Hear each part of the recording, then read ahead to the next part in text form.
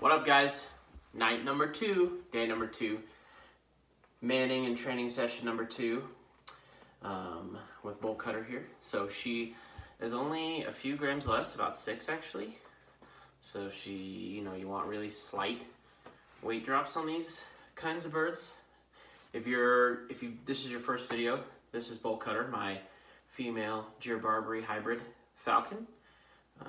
So what I'm going to do today is a little bit more training, basically just feeding on the glove and socializing with her. I don't have any dogs in here right now just because I wanted to lower the stress level a little bit. So a couple things at a time, take your time with it. Today is going to be the same amount of light, no dogs, no people. So let's just jump right into it.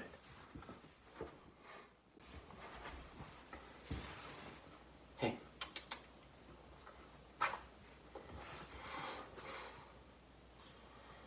Face forward, you mook. I can't take the hood off. Not a very comfortable position to be filming from. I'm in my room, but it has the best lighting at this time of night when I'm recording. So I want to bring the quail up to the glove. You want to eat on that?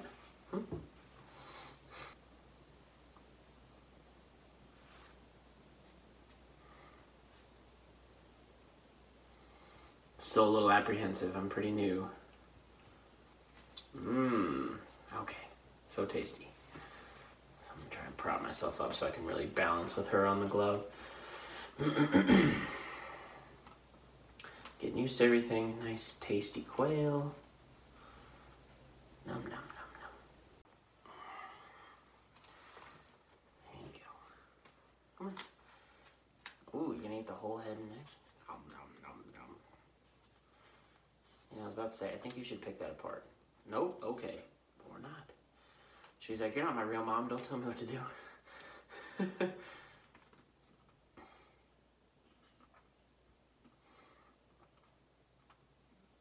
Gotta avoid eye contact with these guys, Don't stare at them. Staring is the threat, especially from this distance. I'm so close to her, You're okay, baby.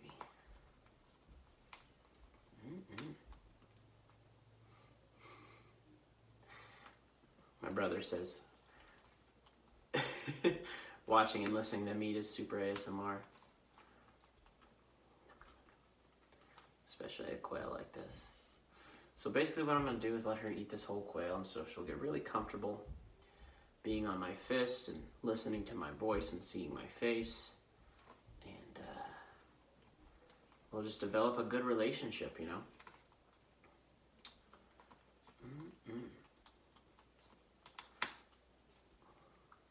That picture behind me, I took that 70 feet up in a tree. It's a bunch of baby sharp-shinned hawks. Yes. Well, you don't want to eat that whole bone, probably not. Or are you going to crunch it up first? Okay. There's the heart. Can't underestimate these girls. Man, they just demolish. Just gonna eat everything. I don't give a crap. You're messy. She looked at me like, call me messy one more time. Say it again. I dare you. I double dare you. Say I'm messy again.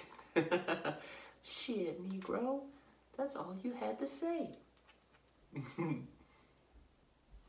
You're so pretty. I can't wait to have you flying 1,000 feet in the air and slaying ducks. Yeah, so like I was saying, what I'll do... That was impressive. What I'll do after this is hang out with her probably on the glove after she's done, see if she'll like preen or anything like that with me here. There's not as many distractions as there was yesterday, so everything should go a lot more smoothly. And so just depending, I'll probably, I don't know. I'm trying to get her on like a 36. Nope, you don't like the guts? Let me clear the guts away for you. I agree. Yeah, I don't need guts either. Honk honk. Honk honk to you. Good man. So what I'm going to do now is kind of reach up and touch around the glove and see how she reacts to that. A little apprehensive, but not too bad. She's not gaping at me. Gaping meaning just sitting. That was a honk of apprehension. The apprehensive honk. Have some more. There's more down there. If you don't know me, Starr. I'm a 3rd generation falconer. I was born into this. Saw my first falcon flying when I was probably 5 or 6. It was my grandpa flying a peregrine. And it was like the coolest thing I'd ever seen. My dad said, "We're gonna go watch Grandpa fly his birds." I'm like, what? What are you saying? Get that corn out of my face. And so we went out into a cut cornfield. It was like probably December. Went out to a cut cornfield and he was out there swinging a lure. What I later found out, no, was a lure. And there was a quick blur that was shooting past him. And eventually my eyes found it, and it was a freaking falcon. He was lure stooping to get them all nice and muscled up. You don't want that. Here, so let me see how she reacts to me pulling the guts. Good. No gaping. Okay. I spoke too soon. I know. You're just a baby. Honks of disapproval. You still have more food.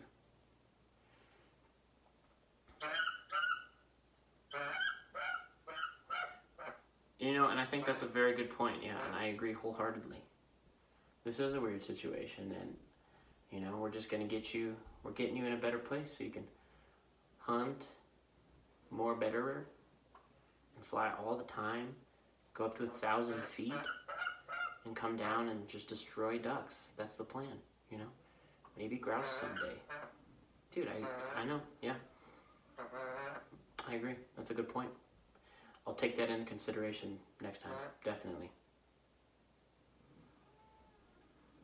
That's what we're gonna do, you know? You and I, we're gonna be a team. We're gonna be an awesome team.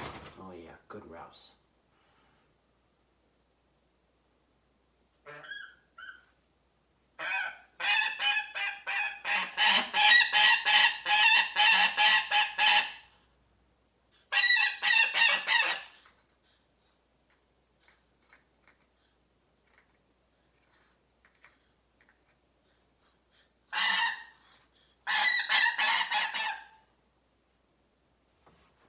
So despite the complaining, she actually hoods very well.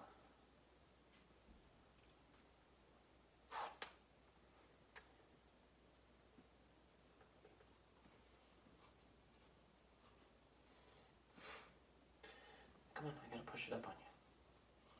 So it clears your gape. Cool. Alright, well, she didn't eat everything. That's okay. I wanted to go ahead and just end the session there. And so what I'll do over the next probably 30 minutes is go back downstairs where there's animals. The dogs, like might let the puppies out so that she can hear them. People, the TV, and all of us talking so she can just sit around and hear us talk. Feel the glove that I'm going to be using with her. And then I'll probably perch her on a perch to give my hand some time to rest for about another half an hour. And then I'll put her outside tonight to weather and burn off all these calories. Thanks guys for tuning in. This is Chris and Boltcutter signing off. If you liked the video, shoot it a like. Smash that like button. Subscribe. All right, see you guys tomorrow. Peace.